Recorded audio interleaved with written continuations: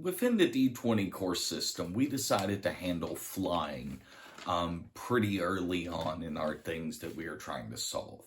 A lot of systems have problems with how they handle flying. A lot, like specifically 5e, there's a massive amount of complaints about it being broken, and a majority of game masters ban it from their tables. So we wanted to make sure that it was able to represent what it was supposed to when it came to our species and things like that, as well as magical items, but also not be so overpowering or dismissive of the rest of the rules and, effort of your game masters.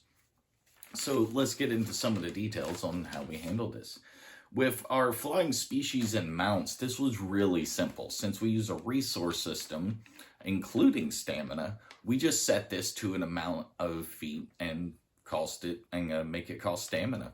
This made it to where, yeah, you're going to grow an ability to fly over the game, but by the time it gets, kind of game breaking, it's now no longer game breaking because it's okay, you're at extreme high levels and there's stuff that can easily be done from dozens of different directions. Now, even if a good game master can solve this in games like 5e, it'd be nice if it was a little easier for newer game masters coming in to have to deal with it.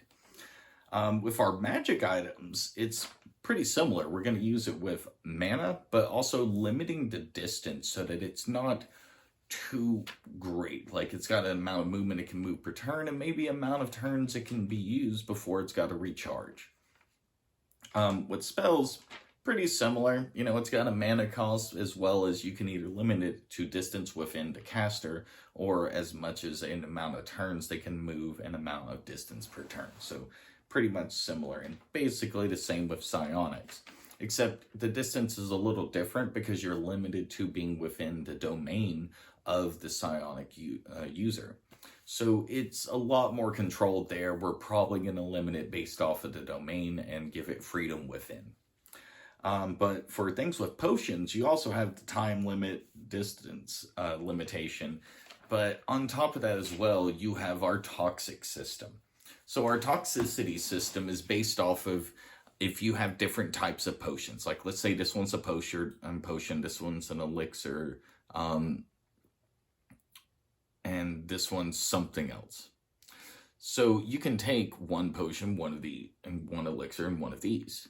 But if you start taking multiple of the same type, past the one, on the second one, you start getting levels of toxicity. Once you hit 3, you are now under toxic poisoning, and you will take damage until that goes down, and you can no longer take any potions. So this is to balance it out to where you have a freedom of being able to kind of game it a little bit and take a general amount of potions and elixirs and different things to boost you up and prepare you for the combat. But you're not going to be able to sit there and just game and repeatedly drink potions and make nothing ever a problem. Plus, potions aren't exactly cheap. They're a magical item and are not easy to make.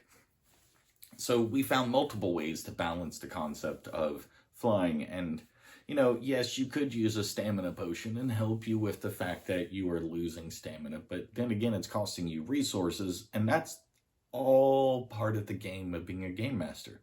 We want you to run out of your resources. We want you to utilize that. So you have to actually think outside the box and use your head when it gets to the battle that we're planning. So I hope you like what we've got going on with how we're handling flying.